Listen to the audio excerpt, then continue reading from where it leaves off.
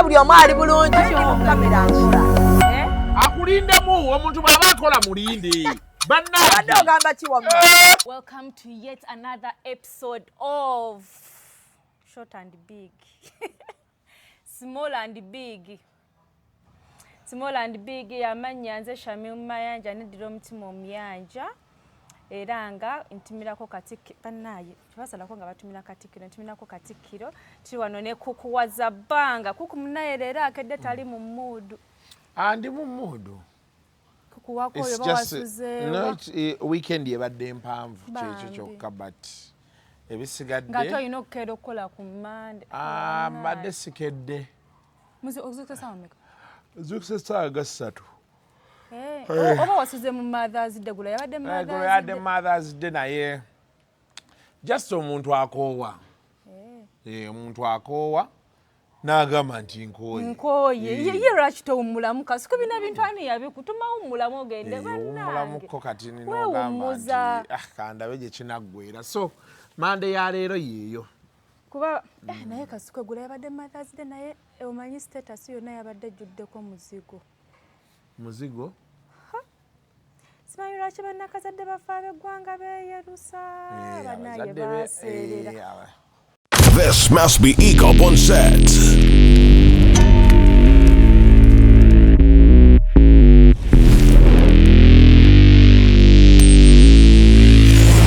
The lane soldiers are in place. Follow us on Instagram at ECOP Photography or call +256 702 935 078. Don't forget, they know it's Matt. Book with us today.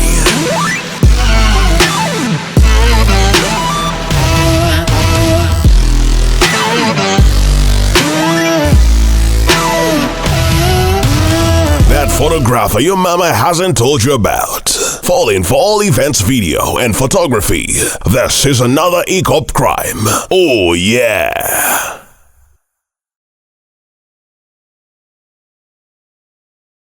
Obarachi.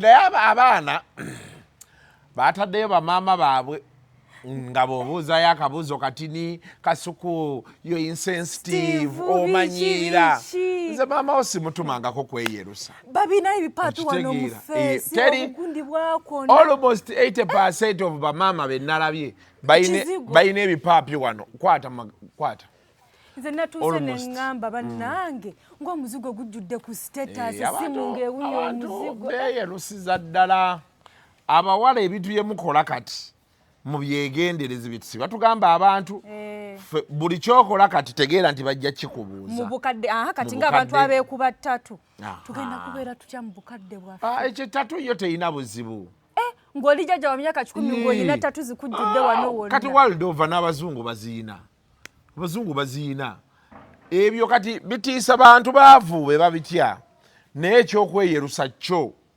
tolina bw'okinnyonnyola mwana wo nti wali toyagala kkalayo gye baakuteekamu. Ate munnaye nze ndaba abaana baba baswala n'okuswala. Okulaga bamaama. Waliwo maama ajja nga yenna n'aseka baati ng'ola feesi yeesika bwesi. N'ogamba omukadde kiki. So abaana mulekera, by the way I always tell people buli kyokola okugyawo nga Katonda omusaba nti bennyingira emyaka 4 kanfe naye bekitabo ekyo buli kyokola olina okisasulira. There will be time for you to answer. Nekyayeka beesigana ebizigo bya layisi singa anti edda ebizigo edda beesiganga Carolite mekako bwaberanga bwanku nga babalimba nti kagenda kwerusaamu kati waliwo n'omukazi eyatundanga awo ebizigo babiyita zikusooka bannayo omuwala nagenda sikulimba nga muno mwenzirugalidde mwenjagala just okushana na skini yange ebeera enzirugavu omuwala ngajjanga ngamba bannaye fe like bineno bi birthday gift ng'omuwala ampa ebizigo ampa zikusooka nagenda okulaba Kasuku ntandise okweruukirira ng'obugalo butandise okukola bati nengamba yi ng'abantu batandise okungamba fe lwaki oserera mu kizigo bannaye ekyo ekigambo kirumya omutima mukwano nagenda okuzuula nga zikusooka oba zikusooka yalagawa zikusooka kyakayagwa naye bannaye bamaama oba tubafunire ku mpiso za Shalom 256 kubanga nga kisusse naye abaagala okweyerusa waliyo amakerenda waliyo empiso lwakuba nti kati challenge eriwo ebyo byonna bw'oba obikozesa obeera olina obikozesa paka kufa paka kufa abaana basapootinga bazadde baabwe omuzadde bw'olaba nga yeeyerusa nze baŋŋamba amwongereko ku ssente yeeyerusize eddala kiggwe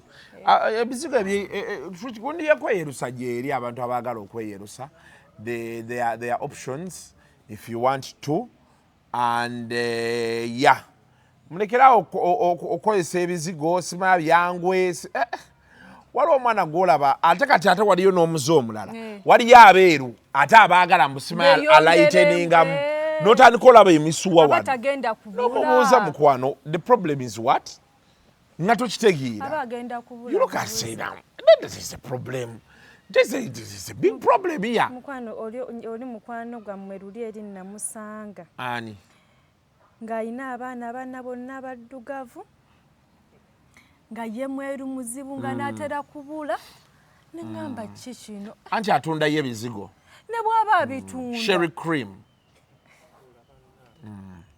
ye abitunda abaana be bali kulayo bali baagala okulayiteninga mu banaalayiteninga ye abitunda naye nedda nti ate n'ekirala kati abayinza by the way sherry nze nsooka omulaba yali mweru teyali mweru bino nti yes but she was brown yali asingako Farida Ndawusi Farida Ndawusi yali muddugavu tabeerangako mweru ayeruse wano oluvannyuma yali mweru nga bw'olaba oyo omulaba yes yali mweru kwegamba ng'olaba brown we mwali yes so n'asalamu alighteninge katini kati basobola okuba nga baatwala after their father tata abe muddugavu nate sheri ye yayeruka bulungi tolina woomugambira nti oba nnako zaagaana oba ki nebambize mba ndabanga bagenda ofuuka Namagoye nga yeyerusiza nze mba ndabanga bagenda ofuuka Namagoye kuba Namagoye alinaako kagundi kakala ke ng'olabira ddala ye white kati waliwo n'abantu abeeyerusa n'ekisuuka n'olaba ddala nga bagenda fuuka white gye bali naye babaleka abato baleka ne bakwata mu bizigo kukumbadde njagala kubuuza naye just ebizigo babikwatemu properly empiso n'amakerenda waliwo zino ziguluta ze beekuba kati osanga omuntu nga bali ku macupa ng'olowooza munnayo omuntu alwadde kiradde kumbe ali ku ddagala ku ddoozi ye ya mpiso kati eryo limala bbanga ki eyo ey'emisuwa waliwo eyali ampa omulimu waliwo erimalawo omwaka nga limulimu nga limulimu kati kiringa ng'omuntu alwadde siriimu ye ne bagenda ne bamukyusa omusaayi bakyusa omusaayi gw'abasiriimu bakyusa omusaayi naye mukwano oba olina okuba nga olinamu akasente bakyusa omusaayi ate tomira ddagala bwe bagukyusa tomira ddagala era gwe omunaku tofuna siriimu omugaga ye yandifunye siriimu kubanga ye omugaga agenda kuba naagende mu nsi z'ebweru bamudrainingemu omusaayi gwonna ogulimu akawuka kati osigala oli mulamu nga bagukyusa kati wano ebyuma Uganda tebiriiwo naye bakunuunamu omusaayi gwonna nyina famire ekigali gye mmanyi buli mwaka bakyusa omusaayi mama ne taata abaana bo balamu buli nga 11 Novemba babeera ku nnyonyi genda kukyusa musaayi bo tebamira nampeke era munaye munaku ebyokulwala omunaku weegatte ngwa weegendereza nze kyenyinza okukugamba kati n'abo abeeyerusa abandisaanye ebyokweyerusa ne babirekera ababisobola naye bwe banga asobola okukuba empiso n'ekubeeramu omwaka mulamba I think it's okay. Yeah, it's okay. That's a viable option. Kubanga bannaye nga naffe batufumye obuddugavu ne sugar tukooye era twatuse ne tugamba oba obuddugavu bulwadde mutuwe ku ddagala temugeza tusobola munnange ye tuyinza kwasamira waffe twasamira abeeyerusa gwe ne sugar obuddugavu bwammwe mubulamu miliyoni emu bbiri ssatu olabaddaye kukule miliyoni emu okimanyi miliyoni emu bbiri ssatu tuziyinamu temuziyinamu sugar tumanyiddwa anti nkubuulira omanyi omukazi asobola okuba ne ssente nga zize ng'alina ebibye kati ekyo kyega nti mubulamu miliyoni emu bbiri ssatu otera kyogera ekyo beba n'abawo kati olaba feeyi you hustle for yourself buli kimu okyewa so maybe I don't know so much about your life but from what I see maybe you don't have someone who is going to tell you nti Faye kwatayokko emitwalo 5 namufunye genda olye lunch kati aboba wamufunye ojja laba enjawulo gy'ogenda obbaamu zino enviiri zonna ogenda zejjako nze nkubuulira waliyo nze nkubuulira mazima waliyo abantu agenda ku ssente ze n'ateeka emitwalo 20 mu nviiri naye nga siza you say the thing about nkiyite ntya saga kiyita poverty kati waliwo gye bayita mental state si brokenness waliwo mental state bw'oba tolina ssente olabe nga nti weewala abantu abanaku kiva mu nsawo nti kiri mu nsawo ne kidda ku ndowooza obeera enclosed nina kawala kange ewaka edda nga kakyali kato nga betukateeka mu katanda kaako ne tuteekawo neeti obwongo bwako nga tebukaweereza nti osobola okuyita mu neeti ko kabeera kalaba nti bakaggaliddeyo naye kimanyi nange ekyo kintu nkyakirina paka kati sisobola sula mu neeti kati si kyakusula mu neeti ye like naye ekyo kibeeramu kati abantu baffe balina problem obeera enclosed somewhere okitegedde obwavu bwe bulumenya abantu yensonga waki olaba nti olunaku olwaliro wa NRM ayinza okujja nga kyayogera kweriga mazima kuwa opposition but because obwavu butwenclosingidde awantu opposition kyonna kyatugamba kyekibe kiki wamala yitawo myaka naga nti nene bano betwayita tebalina kye batukoledde ofunda ne bali oli n'amunnyonnyola nti kino kye nali nkugamba kati tubeera enclosed somewhere kati mental state eyo kyekkola ekiriba ekiti nti olaba togenda kwagala kwegomba kulaba ku Beyonce style mpya gyakoze ki either you don't have access to that you're not aware of that or you don't or like you will never get access to it kati bw'otandika ofunamu ssente waliwo ebintu ebikujjira katonda alina engeri gyakikolamu omuntu bw'afuna ku miliyoni 10 all of a sudden atandika olaba emmotoka ennungi okyeka kyegamba otandika kati nze ngenda kuwa example benali ntandika opangisa nagenda ne mama nga yampa entebe DSTV byani kitanda biki byonna nina kyali wange nali mpangisa naye ennyumba nasooka n'agisasula emyezi egi kubanze mu kutandika okupangisa ate nali ntya nga simanyi nti omuntu asobola osasula renti si kubeera yekka nga sikikakasa nti omuntu asobola osasula renti buli mwezi ne gugwako kati ng'obeera otya n'ogamba kubanze mu kutandika ennyumba gye nasookeramu yalewako mitwalo 5 awo ebukoto emabega wa Kabira kati balina ekizibu so kati gayi wange oli bwe yasasula ennyumba emyezi 3 egisooka kyanyanguyira wano nti bwe nafunanga ssente nga mmanyi nti nindayo 3 nange ejja okukola ki kati nagenda olaamu mwezi gumu ate emyezi 3 ngikoze eki kati omwaka gugenda okuggwako nga system yosasula renti kati ngimanyidde nga sikyali ku bunkenke nti because wali be tuyingira ennyumba buli kye nafunanga nga bata tulina osasula ennyumba okitegeera nga simanyi nti landiroodi osobola omuga nti mukwano leero siina ogenda kunkola ki okitegeera so kati betufu butukawaawo tumazaawo byonna byonna kati ntandise okumanyira system eyo but because mind yange yali locked wali girlfriend wange n'atandika okuŋŋamba nti I think we need to shift from here. Otandika pangisa ni girlfriend? Yali ngajja.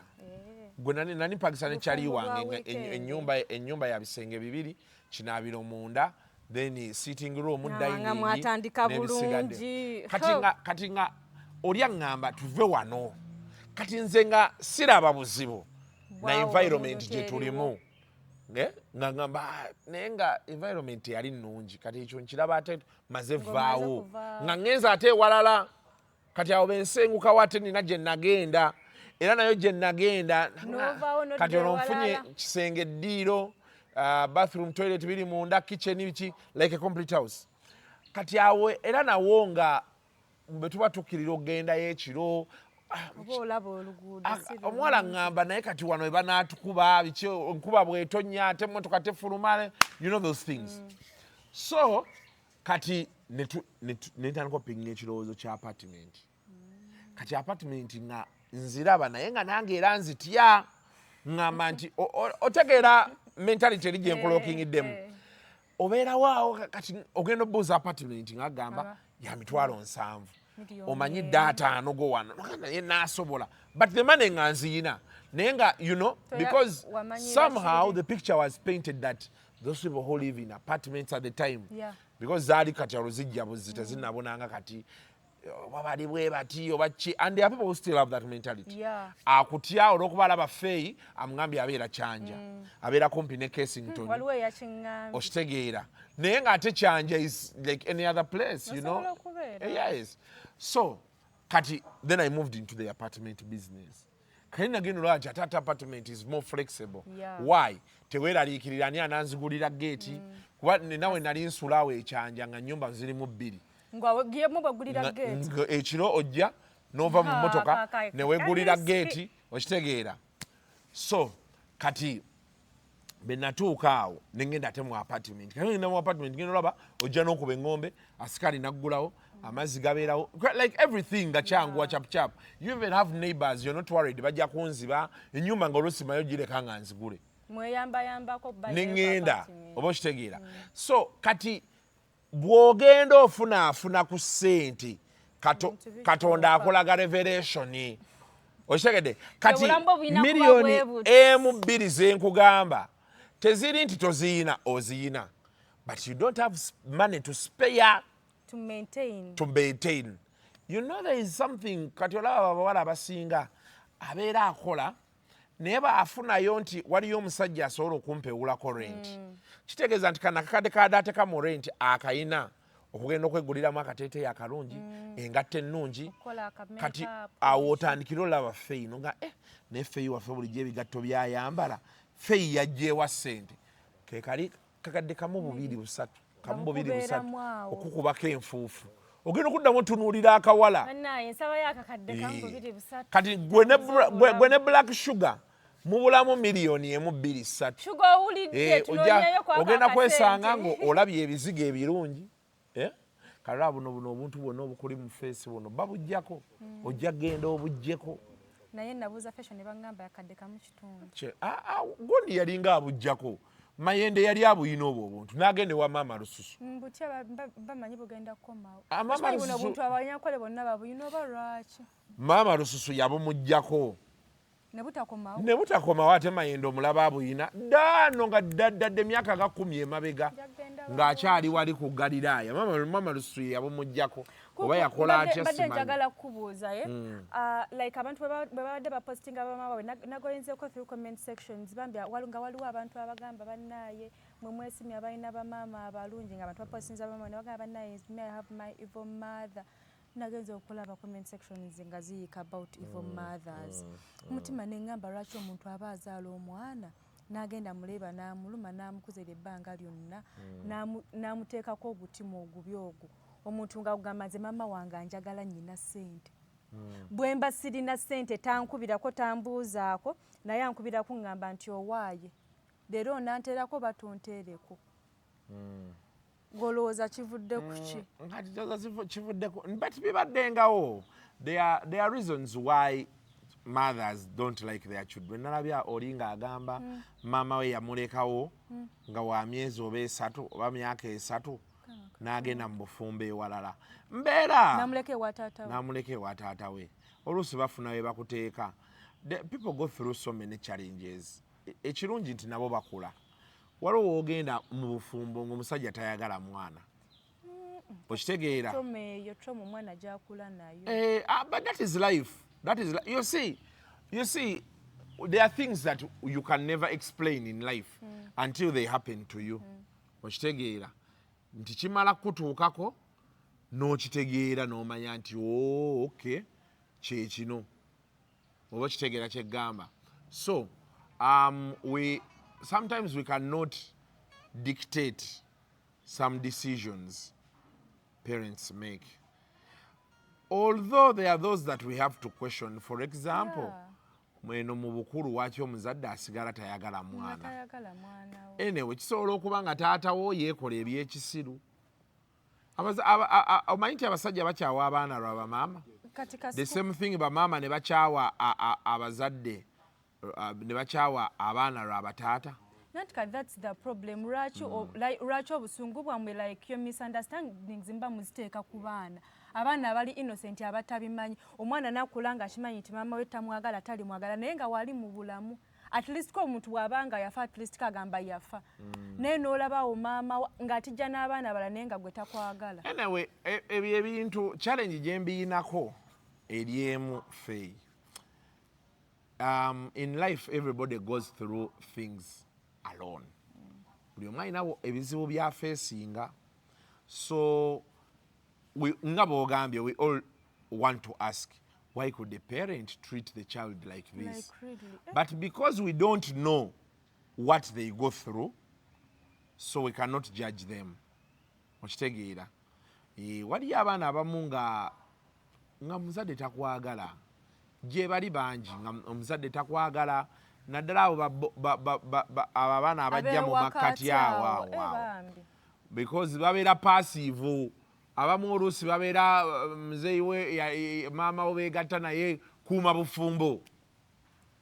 Oluusi nga oba baali beenyiizizza ng'ebigambo ebyayogerwawo byali bingi biki kwegamba some children make parents go through very hard times. Kasuku kiddayo wali eri okuzaala omwana ng'oli redde ne mplaninga ne mugamba kati like tutuze ekiseera ekyokuzaako omwana.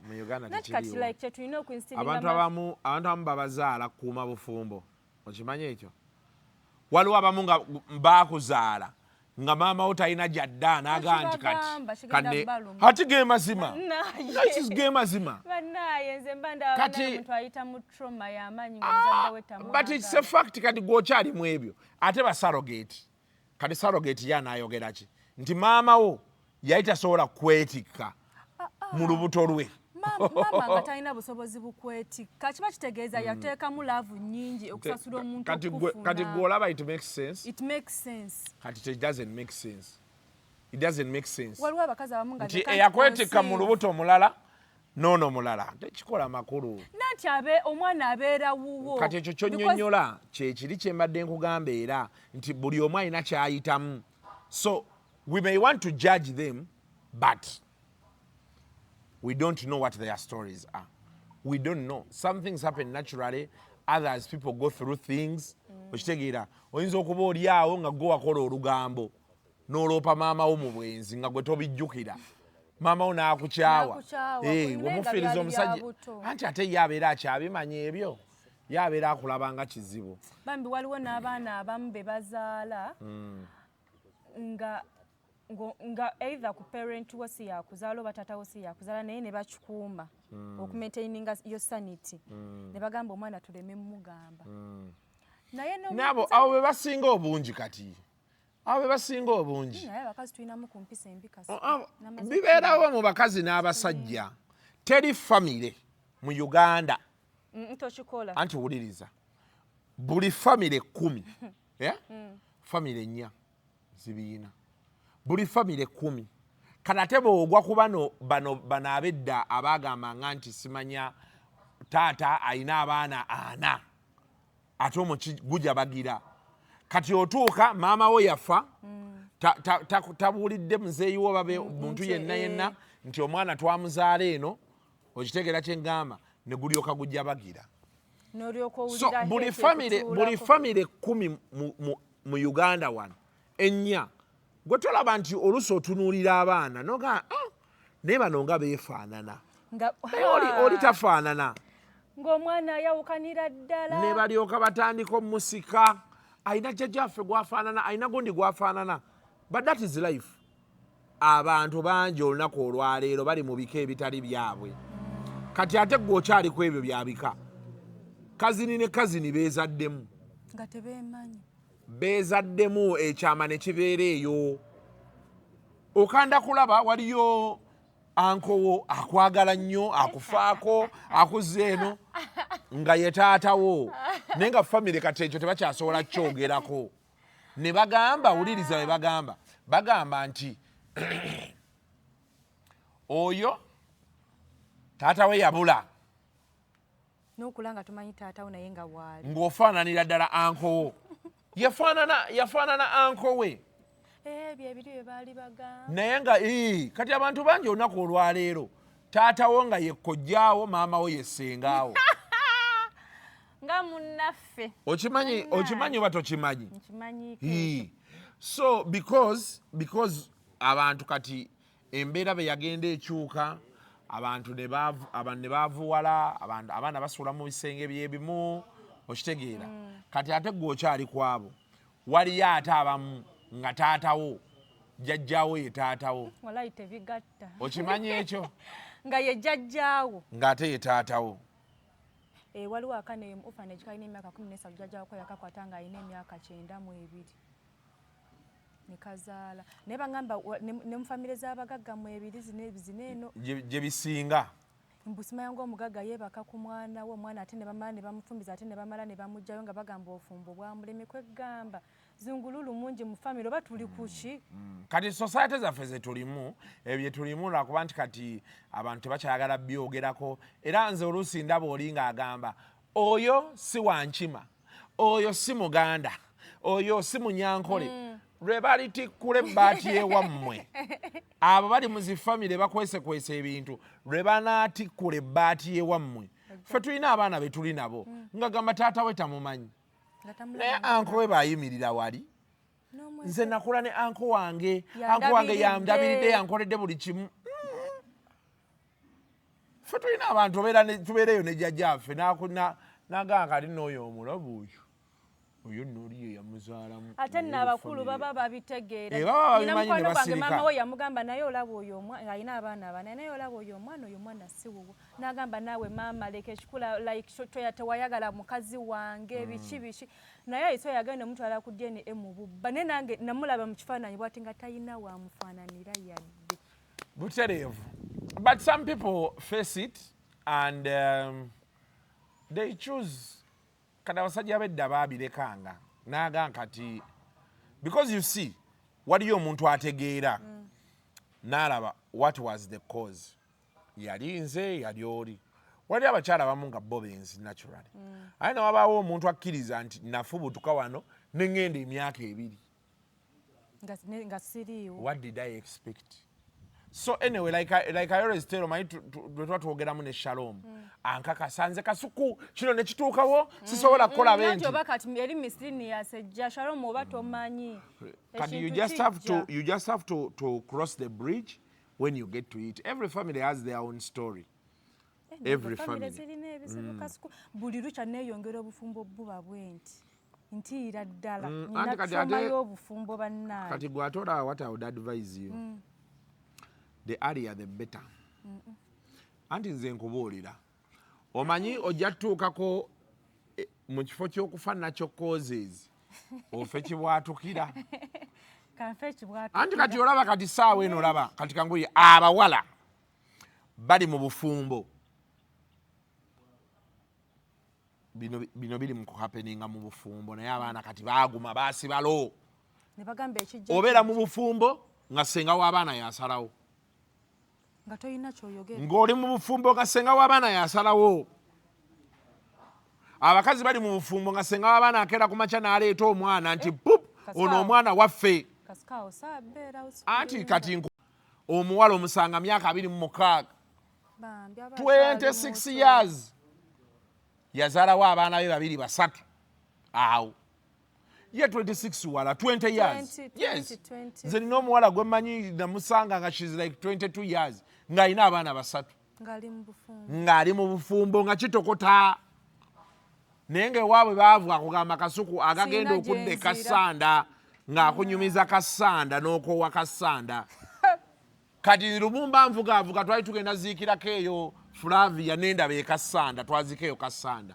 nentegeera lwaki omwana yali mutuufu ova ku main ya Mubende Mitiana Road n'otandikirawo ekyettaka awalo stage ya boda gy'oweterako n'otandika ekyettaka n'ovuga okuvaawo okuyingira munda oluguudo olwo lwetooloola actually gye twaziika ne saidi zeyo twazikayo ne Michael eyafiira ku lyato weetooloola munda eyo n'ojja n'ogwebulera oluguudo olwo bw'olukwata obulungi osobola tukwana ne lukwongerayo eri oba ne lukuweesa ne lukuleeta ebolera n'ojja ate ebolera olwogwa ku kyattaka n'okivuga awo n'ojja wano n'oyita wano zaake we yazimba awo emitiyana n'ogwa emitiyana mu ttawuni n'olyoka odda e Kampala oluguudo lubi kati omuntu ajja n'akunnyonnyola gye yavudde abaana omwana ajja n'ava mu kyalo n'agwa e Kampala wano ng'avudde Masaka kati ng'e Masaka omanyi bajja ne batugamba bano bannamasaka ffe waffe oyo we Butambala bajja ne batugamba nti tutudde ku eka 4 n'olyoka otuuka ku kayumba akali ku eka 4 nga kali bwekati golooza ki tebaagala kuddayo waabwe zino ennaku enkulu olowooza batuuka mu byalo basuula mu ttawuni basuula mu kibuga awo e Masaka kati omuwala ajja n'akunnyonnyola olaba nze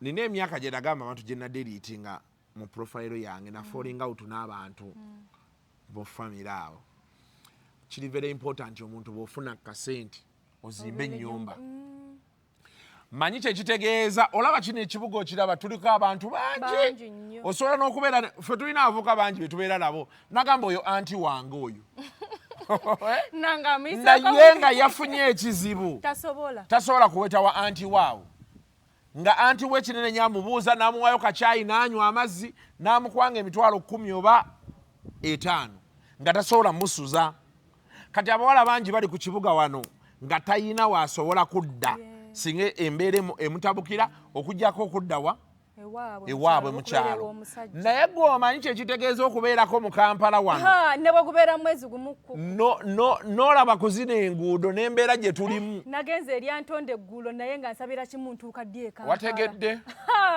sisobola beera mu kyalo kati naffe tuvuga ogenzeeyo up country n'otuuka naye ng'olaba gy'oli totegeerayo okubanga assa omala kudda ku bypass wano ng'obuuse Kyengera Busega n'otandika bypass olwo kati nze ate nina ekintu ekibi kye nnina ku Masaka road omuntu omu yekka muganda wa maama wange yadde eyo bamuwasa eyo mu kyalo Mitiyana anti Naalongo yabeerawo Olukaya gwe mmanyiiko ku luguudo lwonna okuva e Busega paka awo kati abantu bange bali ku Ntebe road okuva Zana genda paka ku Kisaawe eyo waliyo ba relatives bange bayitirivu abasigadde bali Bukoto eno wano we wati biki dde eno kati nange yazze side zeeno ematugga eyo okitegedde Kawempe Bukoto wawa eyo kati mbonaabonera ddala omuntu ne bangamba bugambi nti jangu eruweero siina muntu gwe mmanyi Luweero nti ono muganda wange muganda wa maama wange muganda wa taata wange kebeere ejjinja waliwo abantu nga buli kyala ayinako owooluganda lwe gye bali kati abo abaana obalaba kati atuuka omusajja amukutte n'amuteeka ewaka ate basooka kukyusa mbeera bali ku microwave bali ku washing machine mulimu apartment tewali kintu kibuzaabuzizza bakazi mu Uganda wano nga apartment bali mu apartment omusajja alina emmotoka kale n'omukazi alinamu emmotoka bamuwaddeyo awo kati ne balyoka bakufugira awo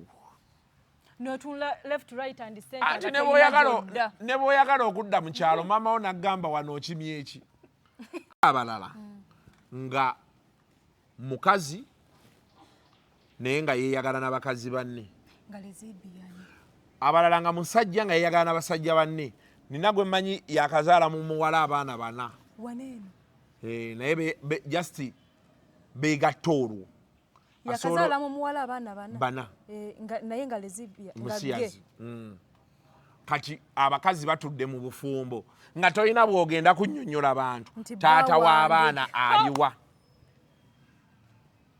kati gwokyali mu bino nti bba wange alinayo omukazi gwakwana kale ate bbaawo ng'alinayo omusajja gwakwana okinnyonnyola otya ne balyoka babeera nga tebava waka awo bwewafumbira emmere bw'otamanyi oba yoona oba yooli oba yooli naye ng'okisensinze ekyo bayita obufumbo okutokota nno va ku bino ebagamba omusajja n'akomawo leeti ebyo tebikyali bizibu bya bufumbo.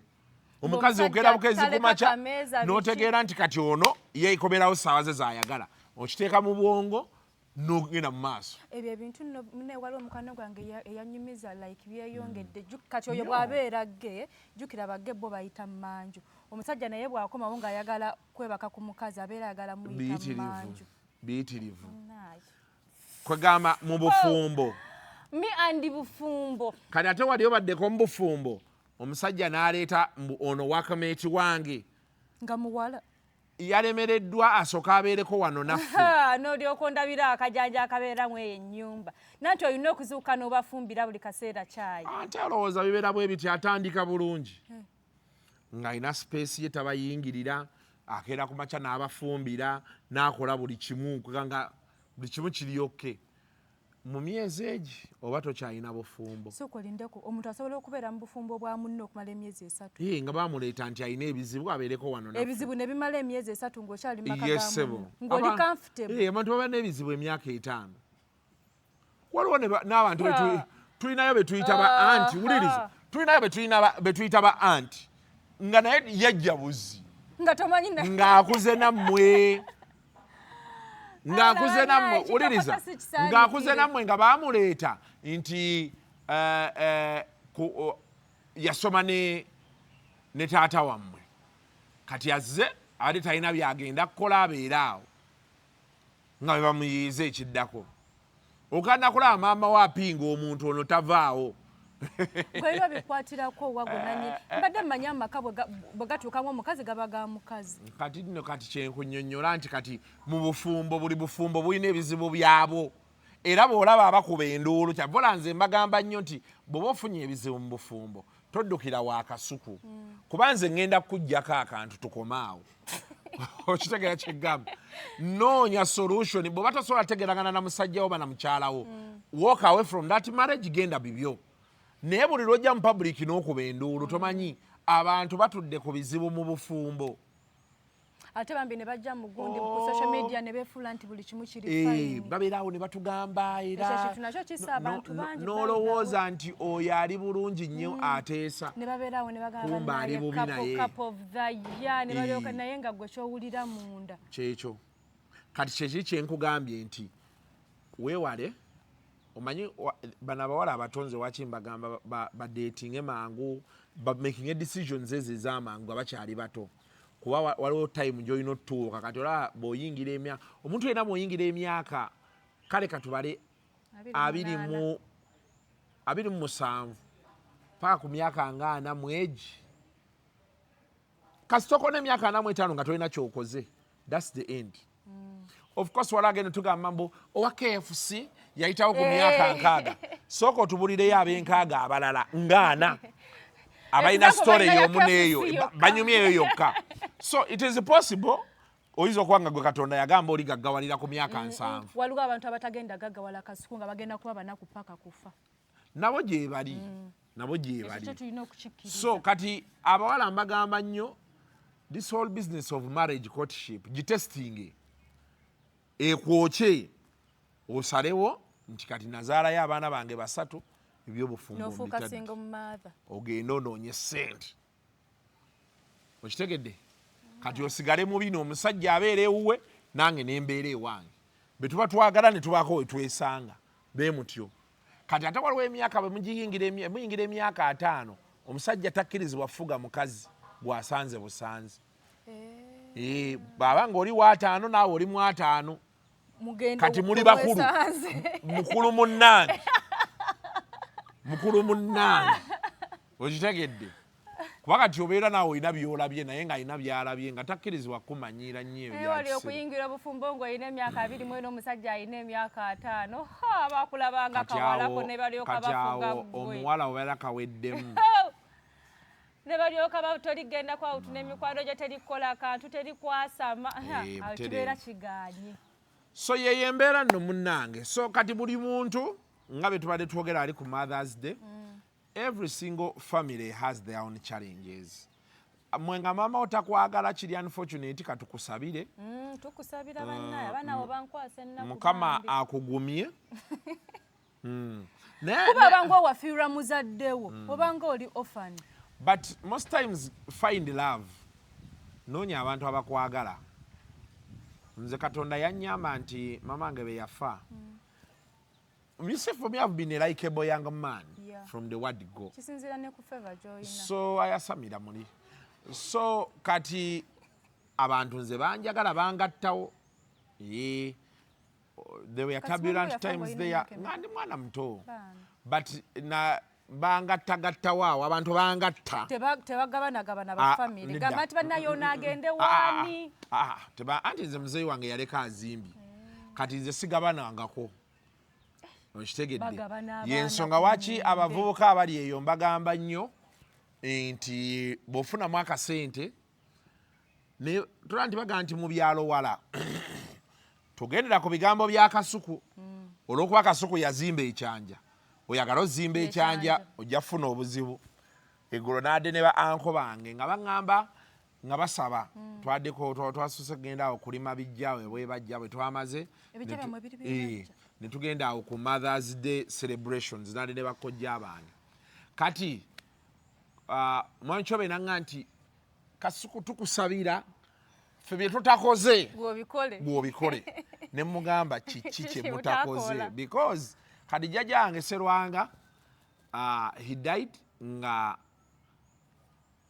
emotoka azivuzeeko ennyonyi azirinyeeko bano abaana ne balinnye ennyonyi ennyumba ne bazizimba ettaka ne baligula essimu ne bazikwata kati n'addaawo nga ndowooza kiki kye batakoze kuba kati ebyenkunyonyola ye basic life omuntu byolina obba nabyo nti olina okuba landlord olina okubeera you know those things so kati ojja kwagala okuneeteekako ng'ewammwe tebalinnyanga ku nnyonyi ate nga tewali n'omu ali nga jjajjaawo yafa n'ekisa kyakwata bukwasi nannyini ttaka n'agamba naye mbasaliddeko wano ka eka muteekengaawo ebijja byammwe naye bw'ofuna ssente obutaka gye buli babutunda eyo zimbako akayumba abantu balowooza okuzimba nti ogula ettaka kya bbeeyi nti oba okulinnya ennyonyi kya bbeeyi kumba tebatamanyi nti waliwo kasipaki wali ennyonyi y'emiliyoni 2 ng'eri n'emu ekitundu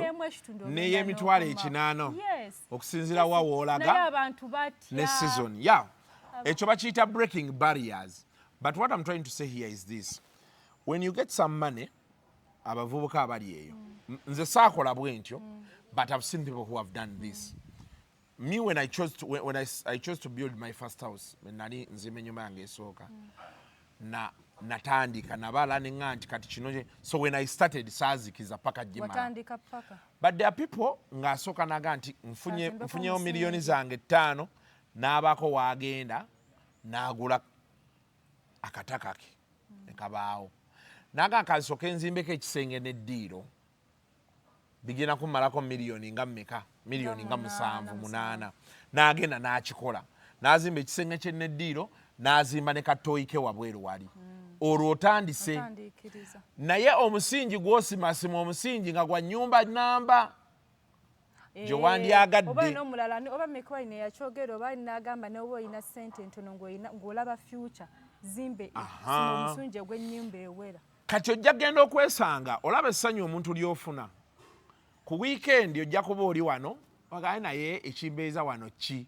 kaŋŋende ekapeeka ng'okkirira kapeeka ewuwo kaŋŋende ematugga ng'okkirira kaŋŋende ebuwambo ogenda olaba Friday ng'eyo ng'olinnye ng'ogenda wa bw'obeera mu nnyumba y'ekisenge na ddiiro ogenda olaba naye nfunyeyo miliyoni yange ogenda olaba pulasita omukubye ogenda olaba osibye ettayiro ojja kukerabukeezi ku makyango ga naye kantwaleyo ka TV okitegedde ogenda olaba omwaka guweddeko ng'entebe mweziri TV buga naye kyekinziza wali mu kupangisa emitwalo 7 nga waliwo ennyumba yange ojja genda ebirowoozo bikuleetedde nti naye kangule ka piki kati olwo ovuga ova ebuwambo buli lunaku okola ki ojje Kampala baby steps most people think that I have to do it like Kasuku I have to go big. So you have to begin small.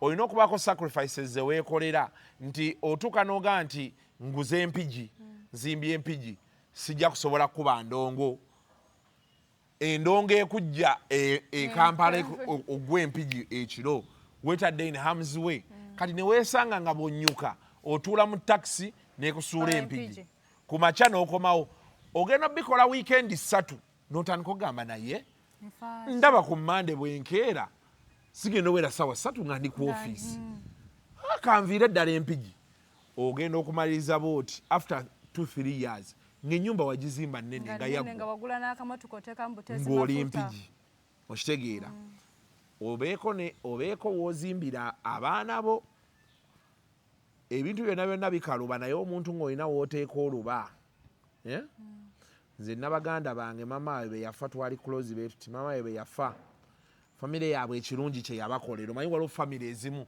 ffe tutwala kino tutwala kiri babagamba temubaako kye mukwatako gomesi muzi w'abawala engoye ze muzi w'abawala ebikopo byani mubireke bano bajja bikozesa kati ne bagamba bali abaana nti wano tubalekeddewo teri agenda bagobawo kye baakola kyali kimu ekyapa ne bakijjayo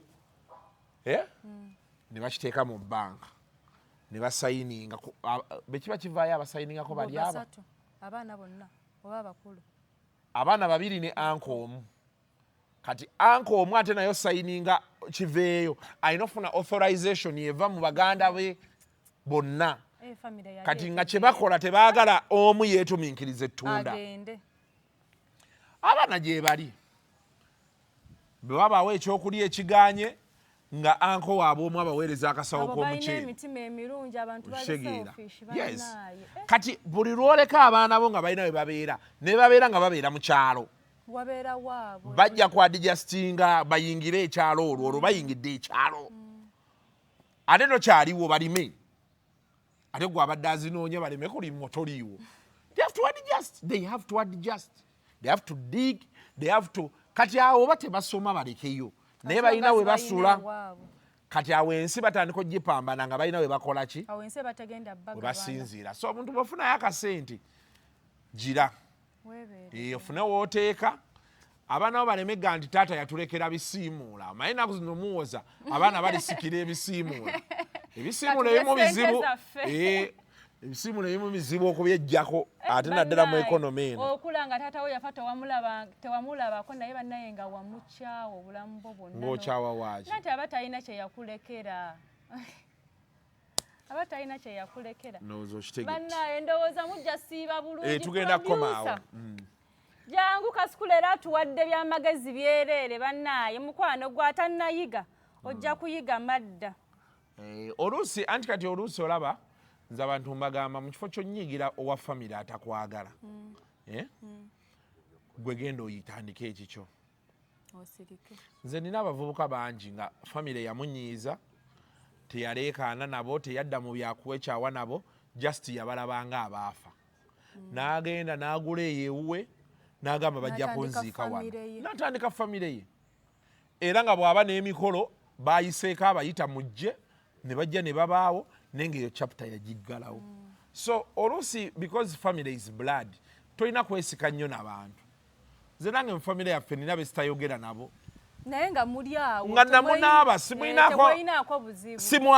simwagala naye kati waali simubuuza tambuuza obulamu bwagenda mu maaso gye bali okera ku makya kiganda kyo n'okijjako engalo nga mwazaalibwa mwenna ye n'ogamba nti kati ono anti obulamu olaba nga tonnaba kudda mu baatuzaala ffenna olagawa is the question. Haven't you seen families where one person is very rich and the others are poor? Kati n'akunnyonnyola nti oyo namugulira boda n'agirya ne mugulira ettaka n'akola baati kati n'agamba nange ng'omuntu ate bw'omuggyako engalo n'akwogerera baganda bange bagagga tebalina kye bannyambye ebigambo tebigula mata abeera ajja byogera atuuka akoowe buli muntu w'oli first run your race bw'otuuka gy'olaga kima bano naye buli w'obeera mu race waliwo omusajja yaŋŋamba Katonda omusaba Katonda nyamba ate ali mu kuyamba akusika olina omugugu gw'osikirako nanga naye ono ng'azitowa nnyo ono kasooka alindeko kankole ku bana abawewuka kati goberaho ekiseera Katonda taddamu ssaala zo ye nagundi yakiŋŋamba Brian White nga bugeseera ŋŋendayo ne bakyali bange naŋŋamba Kasuku kati obozze wano nga njagala nkuwa miliyoni aga kati ate onajja n'akaaba ekizibu olinaakayo aye nentoola ku zze nandikuwadde n'ofuna miliyoni 8 ogenda omaliriza nga ofunye miliyoni 5 oba 8 kati ate these people they are ungrateful then baba tebagenda nakujjukira okitegeera baba bagamba oli yeyatuwa naŋŋamba bw'oba ojja okundaba jangu wekka kati bwe mba ŋŋenda olaba abagagga bange ntambula bw'omu sikyatambuzaako migogo anti kati ate ogenda olw'okusika omugagga alabe ate Kasuku njagala muwe miliyoni 5 asanyuke ate waliwo oli you know so notukalaga let me leave the idiot so it also happens with our families mama wo aba takwagala tegeera nti gyali yakuzaala gyali tandika okuyiiya ekiddako noonya abakwagala ffe gye tuli eno mu nsi tugenda kukwagala nga kyali waffe tukwerabize ne maama wo n'ennaku ya maama wo osanga mikwano gyo mubannaye mu bulamu wano nga temwazaalibwa naye ne bakwagala ng'okwera Kasuku namugala bannaye kino kigambe ne mu ddwaliro ng'ate be babeerayo kati maama wo obutakwagala kigenda kukuluma naye kyejje mu bwongo mulabe ng'ataliiyo bwakubira essimu mugabe maama siyina bwe naafuna nja kuwa ogenda kukiddako nze sikyalumwa mutwe waliwo eyagamba muwala wali eyo ku Saudi audio nagiwulira ku TikTok mbukati abaana abamu bwe bagenda e Saudi emyezi timanyanga emyaka ekisooka bagiwa bazadde baabwe naye gw'oli eyo taata we yali amabanja ali ku looni tomufaako neŋŋamba yiyo mwana naye ali eyo ali kuyiiya bulamu ate kati oyo mwana advice gye mmuwa buli walaba contract ye ng'eggwako agirenewing wano tadda bagenda mmuloga wano tadda naye kati beba abaana abeere yebweru neyekulaakulanya wano n'atuuka okukomawo n'atagamba muntu yenna nti yakomyewo obasanga ku kisaawe n'ayingira juzi waliwo omuwala nali ngenze kipikinga sisita wange omuwala bambi yali oba naye era avayo mu bawalabo bambi nampahaaga nangamba Kasuku nsanyusa okukulaba obadde otutambuliza ekyeyo n'akaaba kati ne mmubuuza okaabira ki naŋaha ebintu ebimu Kasuku byoyogerako bitutuukako eno kati ne mugaa teri azze kukima naŋa asaagala bamanye nti wendi kukisaawe ng'amaziga gamuyitamu ngamba owaayi byebyo tugenda kukolerawa Executive Media. Focus, innovate, succeed.